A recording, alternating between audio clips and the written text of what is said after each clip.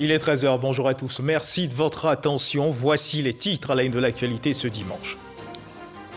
Le président de la République, son Excellence Alassane Ouattara, s'est rendu hier samedi 19 juin 2021 à Accra, la capitale du Ghana. Il y était pour prendre part au 59e sommet ordinaire des chefs d'État et de gouvernement de la CEDEAO, rencontre consacrée essentiellement à l'examen de la situation politique, sécuritaire et économique de la sous-région.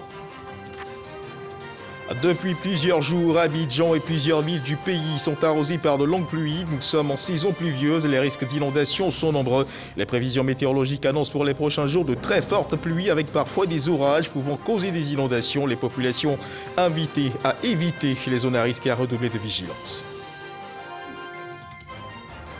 Aujourd'hui, 20 juin, c'est la journée mondiale des réfugiés. L'ONU interpelle quant à la situation préoccupante dans des pays comme l'Éthiopie, la Birmanie, la Syrie et encore plus la Palestine. Ici en Côte d'Ivoire, à la faveur de cette journée, la déclaration du gouvernement à suivre dans cette édition. Voilà pour l'essentiel. Oui, bonjour à tous. En Côte d'Ivoire, les PME, les petites et moyennes entreprises, pèsent 80% des entreprises formelles recensées sur le territoire national. C'est ce que disent les statistiques de la Direction générale des impôts. Ces PME emploient 24% de la population active. PME ivoiriennes, les défis à relever, quelle contribution dans l'économie ivoirienne? Voici le sujet dont nous parlerons ce dimanche dans le cadre du Dimanche Magazine avec notre invité, M. Diomandé Moussa, président de la plateforme unique des petites et moyennes entreprises. Bonjour, M. Moussa Diomandé. Bonjour, M. Guivet. Et merci d'être avec nous ce 13 h. Merci. Comme je le disais tantôt, nos échanges seront focus sur quelques points bien définis, à savoir la contribution des petites et moyennes entreprises dans l'économie ivoirienne, les actions du gouvernement engagées en votre faveur et pour l'émergence des petites et moyennes entreprises. Et pour finir, vos préoccupations, ou si vous préférez, vos attentes. On se retrouve dans une demi-heure pour en parler. Mais avant, l'agenda du chef de l'État, le président de la République, Alassane Ouattara, qui s'est rendu hier samedi 19 juin 2021 à Accra, la capitale du Ghana. Le chef de l'État y était pour prendre part au 59e sommet ordinaire des chefs d'État et de gouvernement de la CEDEAO, rencontre consacrée essentiellement à l'examen de la situation politique, sécurité et économique dans la sous-région. Elle a été présidée par Nana Akufo-Addo, président en exercice de la conférence. Jérôme Kofi Aboula. La CEDEAO a son 59e sommet ordinaire. Rencontre sous la présidence du chef de l'État ghanéen Nana Akufo-Addo en sa qualité de président en exercice de la conférence des chefs d'État et de gouvernement de la communauté économique des États de l'Afrique de l'Ouest. Le président de la République de Côte d'Ivoire, Alassane Ouattara, y a pris part. Le chef de l'État ivoirien et ses pairs se sont donc retrouvés ce samedi à Accra, la capitale ghanéenne, dans le but de plancher sur la situation politique, économique et sécuritaire dans la sous-région et prendre des mesures adéquates. Il s'agissait aussi pour eux d'analyser les rapports sur la situation sociopolitique au Mali, l'état de la communauté sous-régionale ainsi que la réforme institutionnelle et le programme de la monnaie unique de la CEDEAO. Un sommet en une journée, mais c'est largement suffisant pour permettre aux dirigeants des pays de la CEDEAO présents à Accra d'aborder tous les sujets à l'ordre du jour, notamment ceux portant sur la question sécuritaire et sur la crise sociopolitique au Mali. À l'instar du président en exercice de la conférence des chefs d'État et de gouvernement de la communauté, le Ghanéen Nana Akufo-Addo, le président de la commission de la CEDEAO, l'Ivoirien Jean-Claude Brou, a saisi l'occasion de cette rencontre pour en appeler à la solidarité et à la détermination de tous face aux différents défis. En marge du sommet, le président de la République de Côte d'Ivoire, Alassane Ouattara, a échangé avec des illustres personnalités, notamment certains de ses homologues, à savoir les présidents togolais et béninois, pour évoquer des sujets d'intérêt commun. Voilà, et puis depuis plusieurs jours, Abidjan et plusieurs villes du pays, nous le disions dans les titres, sont arrosées par de fortes pluies, de longues pluies. Nous sommes en saison pluvieuse et les risques d'inondation sont nombreux. D'où ce communiqué qui émane du ministère de l'Assainissement et de la Salubrité. Les prévisions météorologiques annoncent pour les prochains jours de très fortes pluies avec parfois des orages pouvant causer des inondations.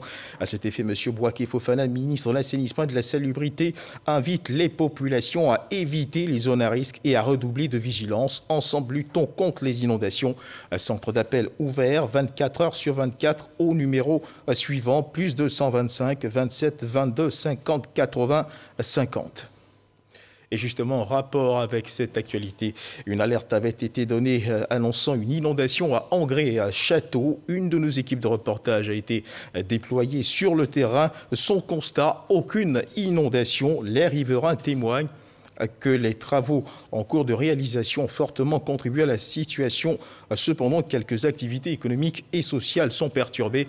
Je vous invite à suivre cette intervention de Fofana Boaké, ministre de l'Assainissement et de la Salubrité, qui invite les populations donc à éviter les zones à risque et à redoubler de vigilance. Hier, c'était la première très grande pluie. Nous avons donc commencé hier soir jusqu'à 2 h du matin. On a visité tous les sites critiques. Savoir comment nos retenues d'eau ont fonctionné.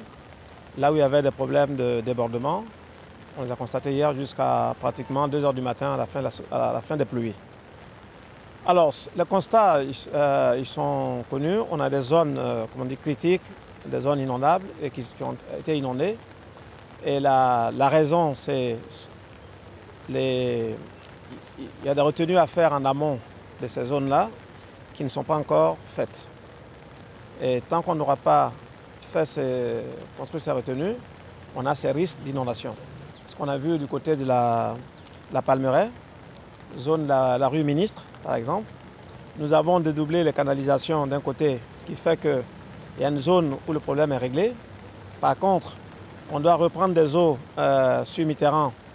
On est en train de faire des travaux également tout le long de Mitterrand, quand vous allez sur la route de Benjerville. Tant que ces travaux ne sont pas terminés, les eaux vont toujours venir sur leur chemin naturel. Notre objectif cette année, c'est 0 mort lié aux inondations. Pour l'instant, je peux dire, Dieu merci, on garde les doigts croisés. On ne déplore pas encore de pertes en vie humaine. Il faut donc redoubler de vigilance en cette saison pluvieuse. À suivre à présent le constat de notre équipe de reportage qui était donc à Angré-Château où des rumeurs d'inondation ont été donc avancées. D'hier à aujourd'hui, la ville d'Abidjan connaît des pluies. Ses habitants de la commune de Cocody, quartier Angré, laissent entrevoir qu'ils ne s'attendaient plus ou moins pas à cette fréquence de pluie. Pourtant, la Sodexam avait annoncé des intempéries. 6h30, au moment de me lever pour la messe, que j'ai vu qu'il pleuvait. À cette pluie aujourd'hui, je ne m'attendais même pas à cela. L'an passé, il y avait des messages. Cette année, je n'ai pas encore reçu de message par rapport à la météo. Voilà. Si on ne constate pas de dégâts dus à l'eau de ruissellement, malgré l'intensité de la pluie qui est tombée, cependant, ce chauffeur de taxi affirme une perturbation au niveau de son activité. On a commencé même à 10 h à travailler. À cause de la pluie là, bon, ça n'a rien fait comme dégâts. Je suis allé à Marcory, Yopougon, à Bobo. Des matins jusqu'à 10 h, bon, on peut faire au moins la moitié des recettes. Mais à cause de la pluie là, on est sorti à 10 h. Donc bon, en tout cas, ça agit sur nos recettes. Il est presque 11 h, il tombe encore de fines gouttes. Cette fidèle chrétienne décide de sortir de chez elle maintenant. Ça a bouleversé mon programme. Vu qu'aujourd'hui était dimanche, je n'ai pas pu aller à l'église. Je suis restée pour éviter certains désagréments. J'ai eu très peur parce que la pluie ne cessait pas. Ça venait intensement. Au moment où nous terminons ce premier constat, il pleuvait toujours à Abidjan. Voilà, reportage de Walter Amadou Ouattara. Occasion pour nous donc d'insister à la vigilance en cette saison pluvieuse, d'où ce communiqué qui émane du ministère de l'Assainissement et de la Salubrité. Les prévisions météorologiques annoncent pour les prochains jours de très fortes pluies, avec parfois des orages pouvant causer des inondations. À cet effet, M. Boaké Fofana, ministre de l'Assainissement et de la Salubrité urbaine, invite les populations à éviter les zones à risque et à redoubler de vigilance. Un centre d'appel est ouvert 24 heures sur 24 à ce numéro, plus 225 27 22 50 80 50. Toute autre chose à présent, le ministre de l'économie et des finances et la directrice des opérations de financement de la Banque mondiale ont procédé le vendredi dernier à la signature d'un accord de financement d'une valeur de plus de 135 milliards de francs CFA pour la valorisation des chaînes de valeur agricoles en Côte d'Ivoire à travers le projet dénommé AgriFood. Cheikh Kodé. Par ces deux signatures, la Banque mondiale et l'État de Côte d'Ivoire viennent ainsi de conclure cet accord de financement à hauteur de 135 milliards de francs CFA pour le développement de 3 chaînes de valeur agricoles. Le manioc, le maraîcher et l'aquaculture entendaient la production de poissons et de crustacés. Cet accord s'inscrit dans le cadre du projet de développement du secteur agroalimentaire en Côte d'Ivoire dénommé AgriFood. Le projet de développement des chaînes de valeur vivrière va offrir de réelles opportunités de partenariat privé entre les acteurs des chaînes de valeur ciblées et renforcera ainsi les investissements pour améliorer et moderniser les segments les plus faibles du secteur. Il devrait contribuer à améliorer l'environnement des affaires, du secteur agroalimentaire et la meilleure coordination des chaînes de valeur vivrière. Ce projet va s'exécuter sur 72 mois et prévoit soutenir environ 600 000 petits exploitants agricoles, parmi lesquels 300 000 femmes, 150 PME et 400 micro-entreprises. Une réelle solution face à la problématique des chaînes de valeur agricole. C'est pourquoi le gouvernement engagé dans ce projet y apporte une contrepartie estimée à 7,6 milliards de francs CFA. Ces investissements permettront de relever les défis dans tous les segments des chaînes de valeur ciblées. Enfin, le projet va promouvoir et soutenir l'émergence et le développement d'entreprises modernes, y compris les petites et moyennes entreprises agricoles dans le sud de notre pays et dans certaines grandes villes secondaires du pays, à savoir Mans, Daloa, Gagnoa, Abengouro et Abosso. Les filières agricoles en Côte d'Ivoire font face à de nombreux défis, dont l'augmentation des investissements, la recherche agricole et la transformation agro-industrielle. Dans le cadre du projet de pôle agro-industriel dans la région du Bélier, le ministre d'État, ministre de l'Agriculture et du Développement rural, Kobenan Kwasi Djoumani, a procédé à Raviard, dans le département de Didévi, au lancement des travaux d'un barrage hydro-agricole d'un coût d'environ 2 milliards de francs CFA. Une école agro-pastorale a été également inaugurée. C'était en présence du président du Sénat, Jeannot Ahoussou Kouadio, et plusieurs membres du gouvernement, Kader Sogodoko. Raviard, la localité est dans le département de Didévi et a certainement trouvé son chemin pour son développement économique. La construction d'un barrage et l'aménagement d'un périmètre agricole de 125 hectares pour garantir une production de paddy de 3000 tonnes l'an. Montant total du budget, environ 2 milliards de francs CFA. C'est en présence du ministre d'État, ministre de l'Agriculture et du Développement rural et de plusieurs membres du gouvernement, sans oublier le président du Sénat, Jeannot Ahoussou Kouadio, que le projet a été lancé. Il est inscrit dans le cadre du projet agro-industriel dans la région du Bélier. Ce n'est pas tout. Raviard bénéficie en supplément d'une école agro-pastorale réalisée par le conseil régional. Ce barrage est constitué d'une digue d'une longueur d'1,5 km. La retenue d'eau s'étendra sur une surface de 262 hectares pour un volume de 8 millions de mètres cubes. Les travaux ont permis, premièrement, de construire 4 salles de classe plus bureaux, un bloc administratif, la loge du gardien, la cantine, 2 blocs dortoirs avec toilettes, 2 logements pour encadreurs et l'infirmerie. Le coût de l'investissement régional a été de l'ordre de 264 millions. La création de richesses au bénéfice des populations reste un engagement du président de la République, Alassane Ouattara. La transformation structurelle de l'économie agricole constitue l'un des piliers essentiels de la politique de développement social et économique prônée par le président de la République, son Excellence M. Alassane Ouattara. Et c'est sur cette vision que repose le programme national d'investissement agricole de deuxième génération, dont la mise en œuvre se fait à travers 9 agropoles. Le président du Sénat, fils de Raviard, a tenu à rappeler à tous le sens de son combat. Merci, Monsieur le Président. Continuez à travailler pour vos parents. Parce qu'un vrai président de la République contribue à forger positivement l'opinion de ses citoyens vers des valeurs qui rassemblent, vers des valeurs qui fédèrent. C'est ce que le président Félix Houphouët-Boigny a fait. Et le président Alassane Ouattara est sur ce chemin lumineux tracé par le président Félix Houphouët-Boigny. Chers parents, je voulais m'adresser à vous. Je suis allé à la pêche, dans les eaux poissonneuses de l'oufoutisme, des eaux poissonneuses du RHDP. Et voilà ce que j'ai trouvé Voilà ce que je vous amène aujourd'hui. J'ai pêché, j'ai trouvé le gros poisson, nous allons le partager. Car on ne partage pas la misère, on ne partage pas la faim, on partage le succès, on partage la richesse. L'école agro-pastorale, dont les apprenants sont déjà à la tâche, a bénéficié d'outils nécessaires pour son fonctionnement. Les hôtes du jour ont d'ailleurs procédé à la première récolte de tomates. Des tomates bio, il faut le signaler. Et puis on reste dans le centre de la Côte d'Ivoire avec cette question. À quand la fin des travaux de prolongement de l'autoroute du Nord de Yamoussoukro à Tiébissou, le délai contractuel ayant plusieurs fois été prolongé? Vendredi dernier, le ministre de l'Équipement et de l'Entretien routier a mis un terme à cette interrogation en fixant à fin septembre 2021 la date de livraison de l'infrastructure. Amédée Kofi Kwaku était en visite sur le chantier pour apprécier l'état d'avancement des travaux, puis surtout pour opérer les derniers réglages avec les techniciens en vue de la tenue effective de ce délai. Léon Brou.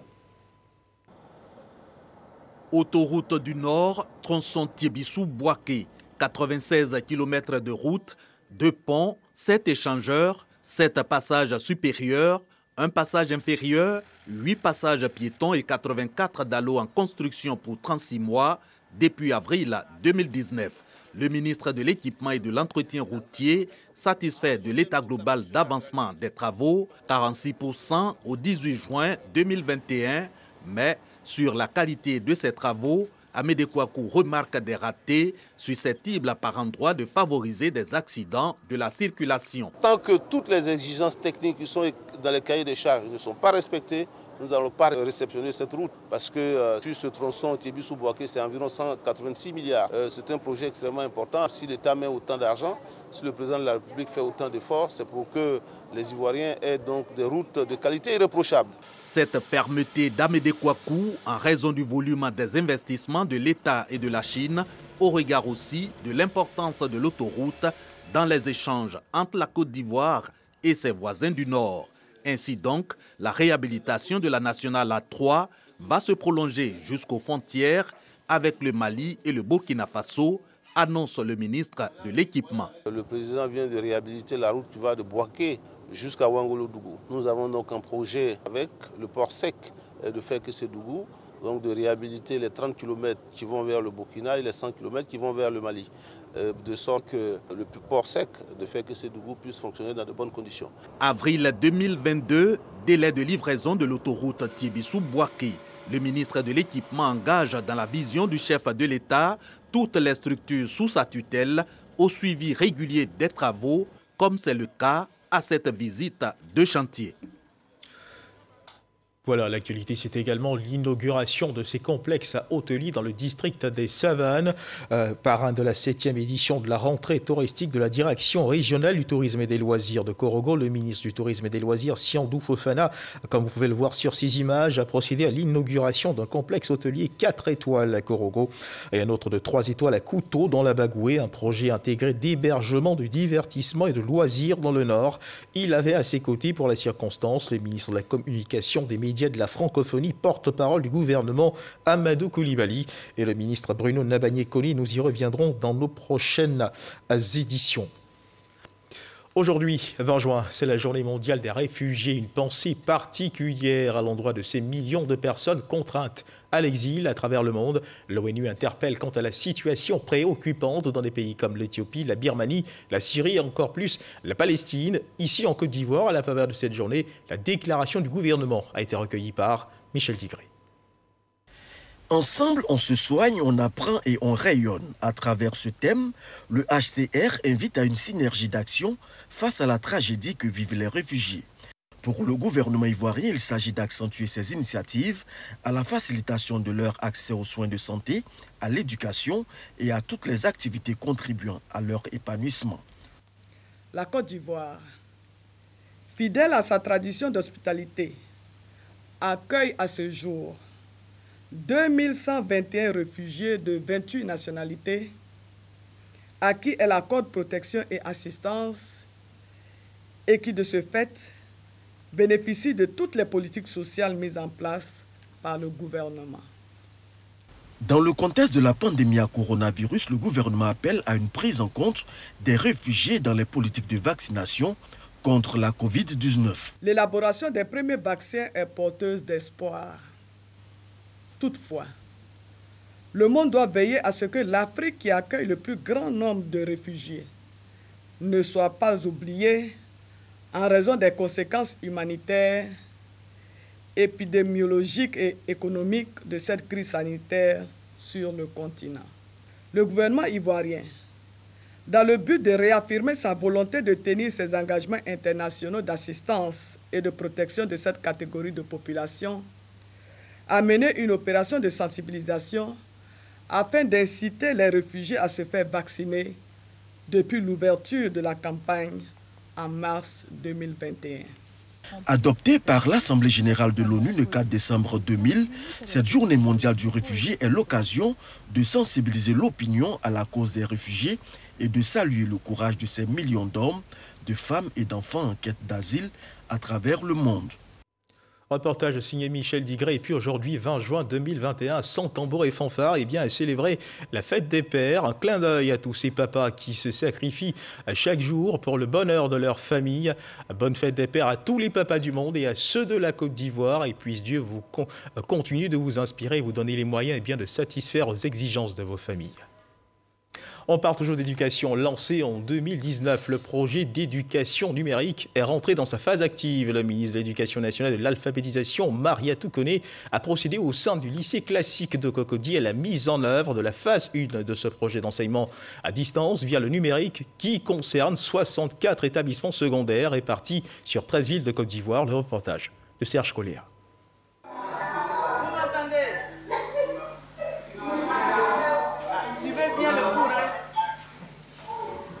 Par cet échange virtuel, Mariatou Koné procède au démarrage effectif de la phase pilote du projet Éducation numérique. Il est piloté par le BNET, le Bureau national d'études techniques et de développement, avec l'appui de Huawei Technologies. Le projet concerne 64 établissements secondaires répartis sur 13 villes. Le projet Éducation numérique est un projet qui consiste à mettre en place un système d'enseignement à distance dans le cadre de la lutte contre la Covid. Donc cet enseignement permettra aux élèves, à partir de salles aménagées dans les différents établissements, que les cours soient dispensés et être suivis dans d'autres localités. Système de l'enseignement interactif à distance, plateforme, e-learning, système de communication unifié. Ce sont autant d'éléments qui vont permettre de vulgariser l'usage du numérique à l'école et améliorer les performances du système éducatif. L'école ivoirienne doit se conformer aux normes internationales afin de se hisser au plus haut niveau. À travers le système de l'enseignement interactif à distance, la plateforme e-learning, le système de communication unifié et le système de vidéosurveillance, ce projet inscrit la Côte d'Ivoire au nombre des pays ayant une vision nouvelle de l'éducation et de la formation. Les leçons apprises et les bonnes pratiques seront des outils pour son extension à d'autres localités et établissements.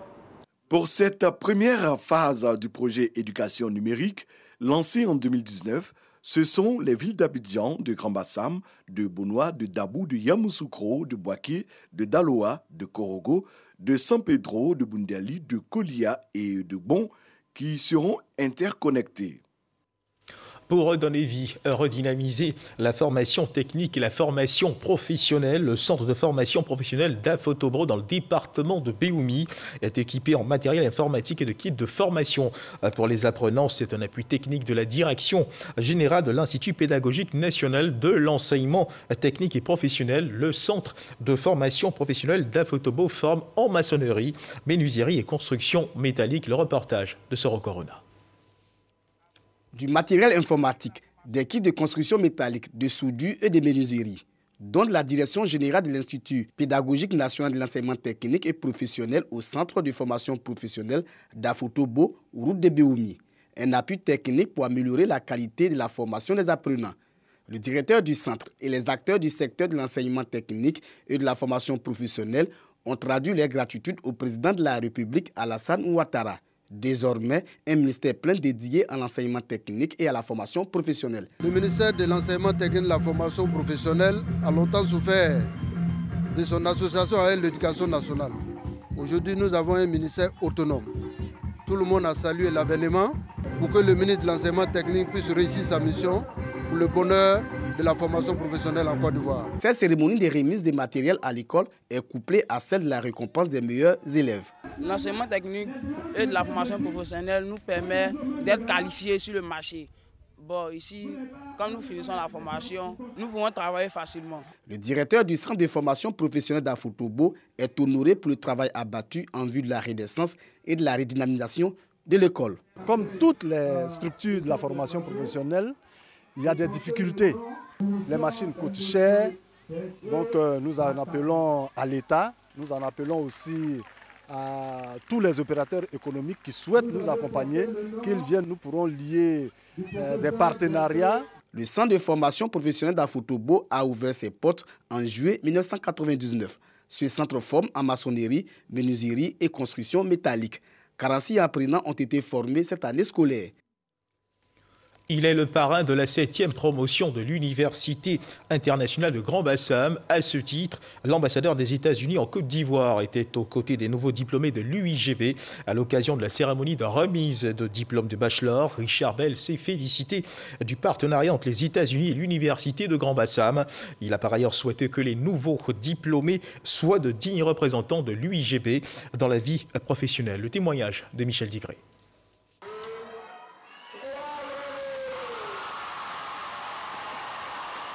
Après 3 ou 4 années d'études supérieures, c'est la joie pour ces 142 étudiants de l'Université internationale de Grand Bassam.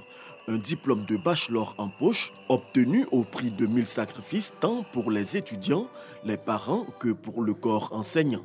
Ça a été très difficile parce que c'est pas donné de faire des cours en anglais quand tu n'es pas natif anglais. Mais avec le courage et la grâce de Dieu, ça a été bien.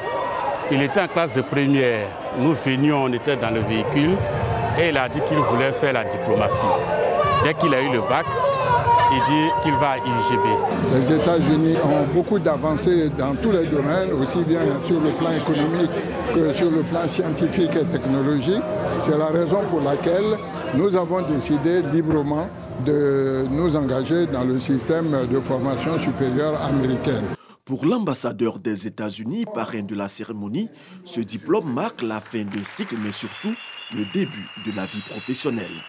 Parce que maintenant, avec l'éducation qu'ils ont obtenue, c'est la clé de la réussite de la vie adulte, pourvu qu'ils travaillent avec la même discipline, la même abnégation qu'ils ont montré jusque-là. Ces diplômés ont également la possibilité de continuer leurs études aux États-Unis pour d'autres formations, grâce au partenariat entre l'UIGB et l'ambassade américaine. Voilà, belle ambiance donc au cours de la remise de ces diplômes. Dans l'actualité également, la Covid-19 qui continue de sévir en Côte d'Ivoire, il faut continuer de faire attention.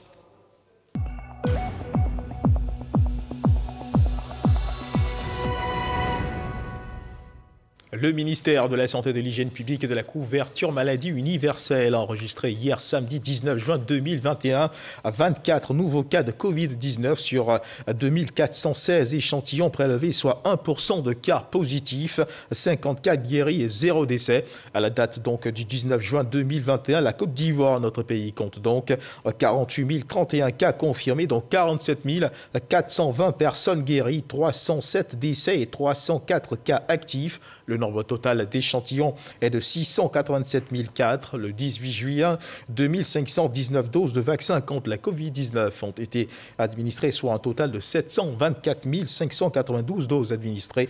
Le ministre de la Santé, de l'Hygiène publique et de la couverture maladie universelle invite donc toutes les personnes de plus de 18 ans à se faire vacciner dans les centres de vaccination.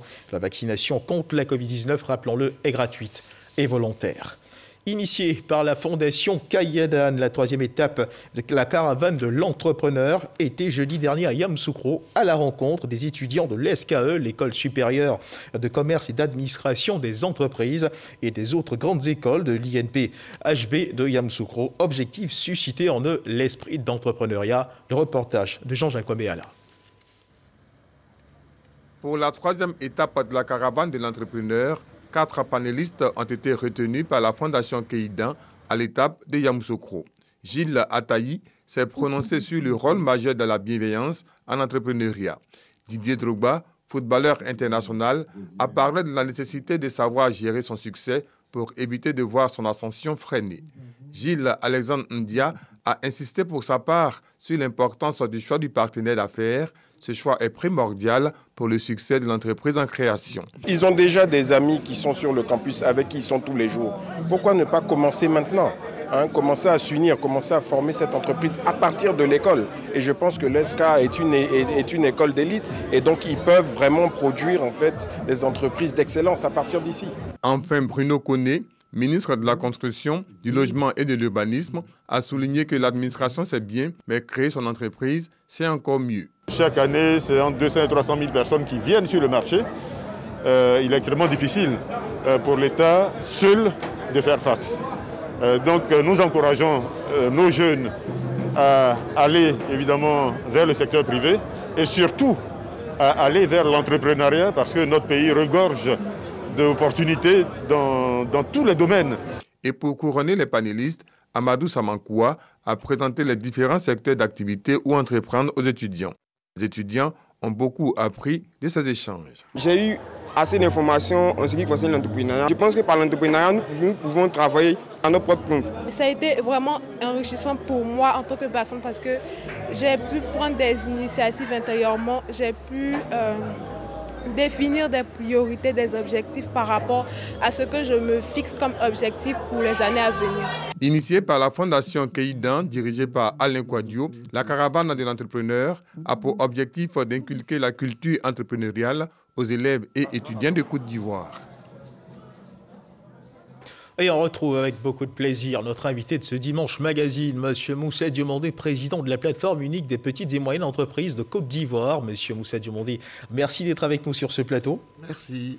Alors, comme nous le disions à l'entame de cette édition, nos échanges feront focus sur quelques points bien définis, à savoir la contribution des PME dans l'économie ivoirienne, vos préoccupations ainsi que les actions du gouvernement engagées en votre faveur. Mais avant, il convient bien d'éclairer la lanterne de nos téléspectateurs sur certaines notions importantes, comme par exemple, à quoi reconnaît-on une PME? Alors, pour parler des PME, ce qu'il faut retenir, c'est que la vie des Ivoiriens et des Ivoiriennes est rythmée par les activités des PME.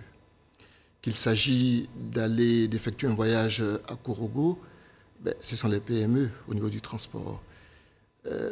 Pour tout ce qui concerne l'import, l'export, ce sont les PME. Les cliniques privées, ce sont les PME. Les pharmacies, ce sont les PME. Les PME sont partout.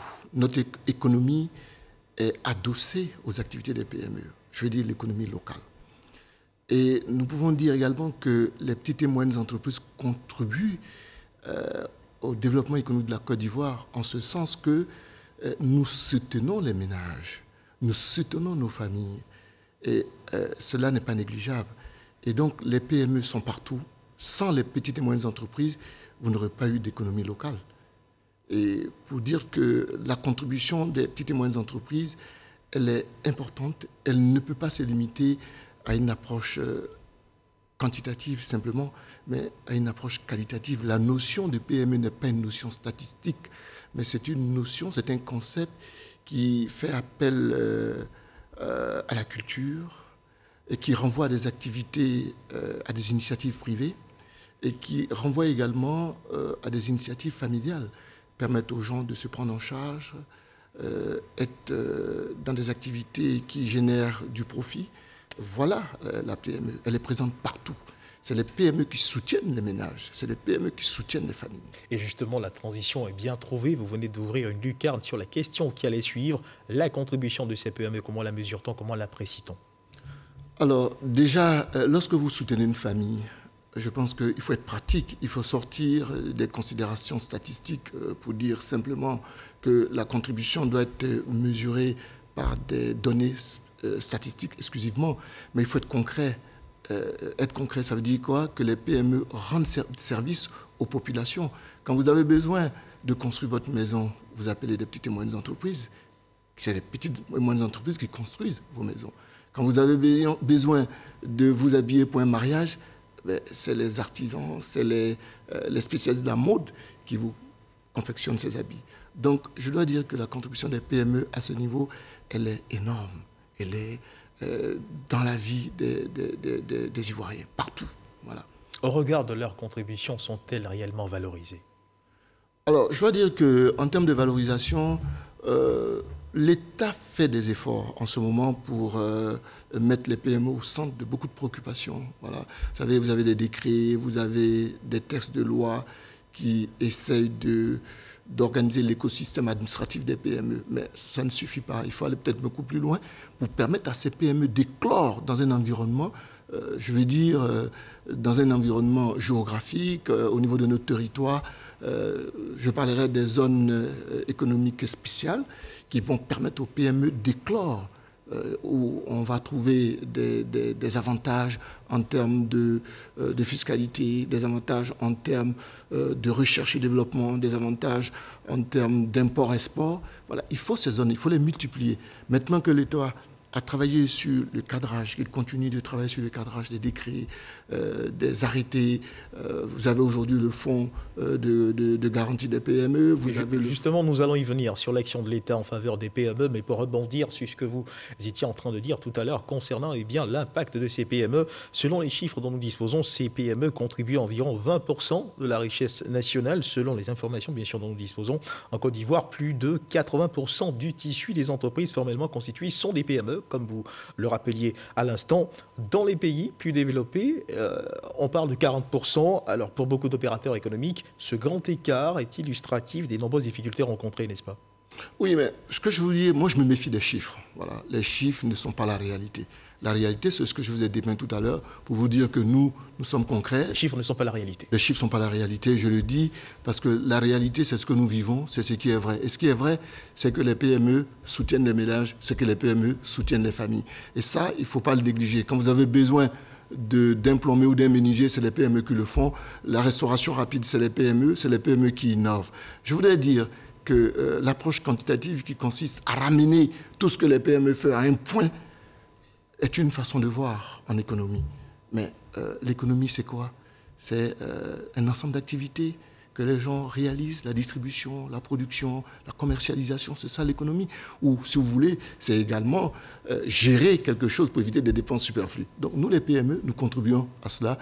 Et je veux dire que si on veut mesurer vraiment, pour parler de contribution au produit intérieur brut, ou même contribuer, entre guillemets, à la richesse, mais nous contribuons à la richesse parce qu'aucune PME en Côte d'Ivoire ne paye pas de taxes. Vous avez des taxes au niveau de la fiscalité de porte. Lorsque nous faisons venir de la marchandise, nous payons des taxes. Lorsque nous vendons au marché, les PME vendent au marché ou dans les boutiques, elles payent des taxes. Donc je ne peux pas dire que les PME ne contribuent pas. Peut-être que ce qu'il faut, c'est d'augmenter cette contribution, mais pour augmenter cette contribution, c'est ce que je vous disais tantôt, c'est qu'il faut aller plus loin dans la stratégie applicable aux PME. Aller plus loin veut dire quoi? Dire qu'aujourd'hui, il faut permettre à ces PME de travailler dans des zones dédiées où elles peuvent s'exprimer librement. À partir de ce moment, elles fabriquent des produits dans des zones spéciales, économiques spéciales, dans des zones franches, dans des zones, je veux dire, agricoles, qui leur permettent de se retrouver, de travailler. Et à partir de ce moment, elles peuvent capter les talents. Elles peuvent capter ce qu'on appelle les investissements directs étrangers.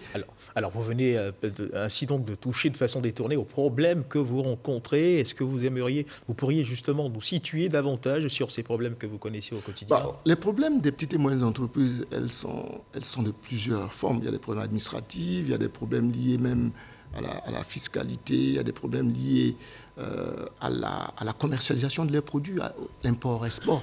Mais ce que je veux dire aujourd'hui, si nous voulons que les actes que les autorités posent aient du sens pour les PME, il faut regarder, investir, il faut travailler dans l'économie de ces PME. L'économie des PME, c'est les prestations de services.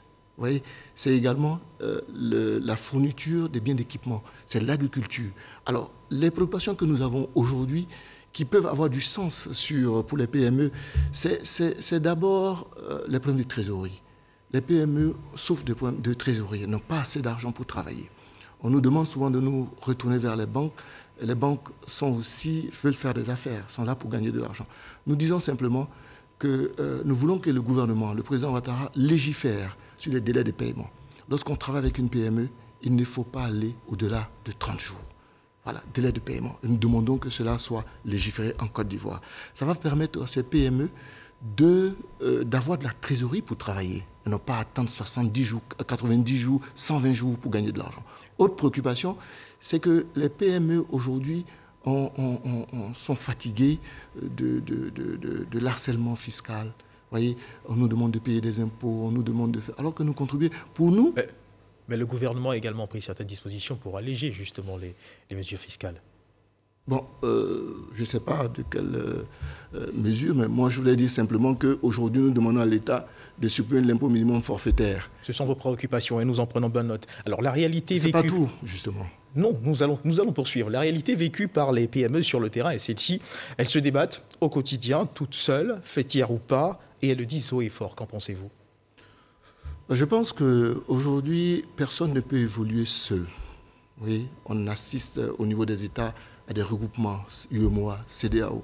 Donc, ces PME qui pensent qu'elles peuvent évoluer en dehors de la plateforme unique des petites et moyennes entreprises, je pense qu'elles se trompent. La plateforme unique des petites et moyennes entreprises a pour vocation d'unir les PME. Nous voulons l'unité. Nous voulons que les PME se retrouvent dans un creuset afin que nous allons plus loin, que nous apportons notre contribution de façon ordonnée, de façon structurée à l'économie ivoirienne. Cela veut dire quoi? Cela veut dire que les PME ont besoin de solidarité. Nous avons besoin de faire la promotion de nos jeunes couturiers, de faire la promotion de nos jeunes innovateurs, de faire la promotion des jeunes dames, des dames qui sont dans le maraîchage, qui sont dans le vivrier. Vous voyez, c'est tout cela qu'il faut. Mais si nous ne nous mettons pas ensemble pour travailler de façon, de façon cohérente, pour avoir des synergies, pour réduire les coûts, que voulez-vous qu'on fasse? Nous avons la ZLECAF qui se présente devant nous. Qu'est-ce que nous faisons? Et la question de l'unité au sein des PME, nous allons y revenir. Mais avant, suivant cet élément de notre reporter Cheikh Koné qui nous montre combien de fois les PME ont fait face à plusieurs difficultés, notamment l'impact de la Covid-19. L'importance des petites et moyennes entreprises dans le tissu économique de la Côte d'Ivoire n'est plus à démontrer. Elles sont les principaux catalyseurs de la création d'emplois et de la richesse nationale. Elles constituent à ce jour 80% du tissu des entreprises formellement constituées et leur contribution à la richesse nationale est estimée à 22%. Malgré ces divers atouts, les PME restent très exposées à la défaillance et ce, en raison de plusieurs facteurs. Difficile accès au financement, problèmes de structuration, de management et de formation pour la plupart de ces dirigeants. L'autre difficulté majeure reste la fiscalité. Vous pouvez avoir une grande entreprise et puis il y a la fonction commerciale pour prospecter, vendre, commercer et marketing. Il y a la fonction production, il y a la fonction quelquefois maintenance. Ces grandes entreprises ont les moyens de bien gérer ces fonctions. Mais quand vous prenez une petite entreprise n'est pas une grande entreprise qui est petite. Dans beaucoup de compartiments de la gestion d'une entreprise, les PME n'ont pas toutes les fonctions. Et c'est ce qui crée le gros problème en général. Que ce soit dans le management, un peu partout, pas toutes les fonctions. Et donc, il faut trouver, on sait de quoi elles souffrent, il y a des solutions, quelle est la stratégie? Et cette stratégie, conduite par l'État à travers plusieurs programmes d'aide au développement des PME, n'a pas totalement jugulé des difficultés de ces micro-entreprises lorsqu'elle survint la crise sanitaire de la Covid-19 qui porte un coup de massue à cet élan.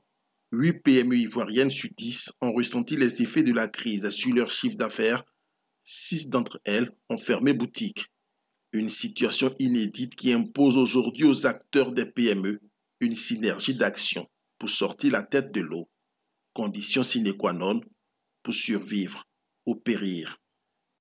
Votre réaction rapidement à cet élément, très rapidement. Je pense que ce que les collègues ont dit est totalement exact, c'est-à-dire qu'il faut une synergie d'action pour que nous puissions régler les problèmes que nous connaissons. Et ces problèmes, comme je l'ai dit, c'est l'accès au marché, c'est une fiscalité très adaptée, c'est également permettre aux PME de travailler de façon intelligente, de travailler pour répondre aux problématiques que nos populations vivent. Donc je suis d'accord avec nos collègues pour dire que les réformes qui sont engagées au niveau du gouvernement, les appuis sont peut-être des appuis nécessaires, mais il faut aller beaucoup plus loin. Et il faut qu'elles aient du sens sur les PME. Et justement, parlant de ces appuis, nous avons le ministère de la promotion des petites et moyennes entreprises qui a procédé officiellement à l'ouverture des incubateurs dans les régions de Baquette, Boaké, de Kabadougou, au Diené. Des années avant, il y a eu la mise sur pied du programme Phoenix, conçu pour le programme, pour le développement des PME sur la période 2015-2020. Il était doté d'un montant d'environ 95 milliards de francs CFA. À ce jour, les PME ont-elles réellement tiré profit de cette mesure? Rapidement. Je dois dire que, il y a deux volets dans votre question. La première question consiste à parler des incubateurs. C'est une excellente chose. Si on a des incubateurs, c'est une excellente chose, mais il faudrait que ces incubateurs créent du sens pour les PME, qu'elles soient efficaces, pour que les PME puissent se développer des projets. Maintenant, concernant le programme Phoenix, c'est un programme administratif. Ce programme est un cadrage, je veux dire, l'écosystème administratif. Maintenant, comme je l'ai dit tantôt, il faut aller plus loin, sortir des cadrages administratifs pour aller vraiment vers l'opérationnalisation, vers la mise en œuvre de vraies stratégies pour conquérir des marchés, pour avoir des produits innovants. Et surtout, la Côte d'Ivoire a le choix. Nous avons le choix entre l'import, l'export ou l'implantation dans des pays. Et pour cela, il faut tout un accompagnement, il faut des incitations que nous attendons du gouvernement pour que nous puissions montrer notre savoir-faire un peu partout. Et on a bien compris vos préoccupations, mais juste avant de finir, est-ce que l'unité au sein des fêtières ne devrait pas se consolider parce qu'il y a, permettez-moi l'expression, une petite guéguerre qui existe entre les fêtières? Est-ce que cela ne met pas à mal cette vision-là que vous avez de permettre à ces PME d'émerger rapidement? Juste avant de conclure. Non, à mon avis, il n'y a pas de problème. C'est des problèmes que nous sommes en train de régler. Le ministre des PME fait tout pour que les PME se retrouvent ensemble, pour travailler, pour pouvoir tirer parti de toutes les réformes qui sont mises à notre disposition. Donc, à mon avis, il faut que tout le monde se retrouve au sein de la plateforme pour que nous puissions continuer le travail qui nous revient. Merci à vous, Monsieur Diomandé Moussa. C'est la fin de cette édition. Merci de nous avoir suivis. Je rappelle que dans le cas du Dimanche Magazine, avec notre invité, Monsieur Moussa Diomandé, président de la plateforme unique des petites et moyennes entreprises de Côte d'Ivoire, nous avons parlé de la contribution des petites et moyennes entreprises dans l'économie ivoirienne. C'est la fin de cette édition. Merci de nous avoir suivis. Dieu garde la Côte d'Ivoire.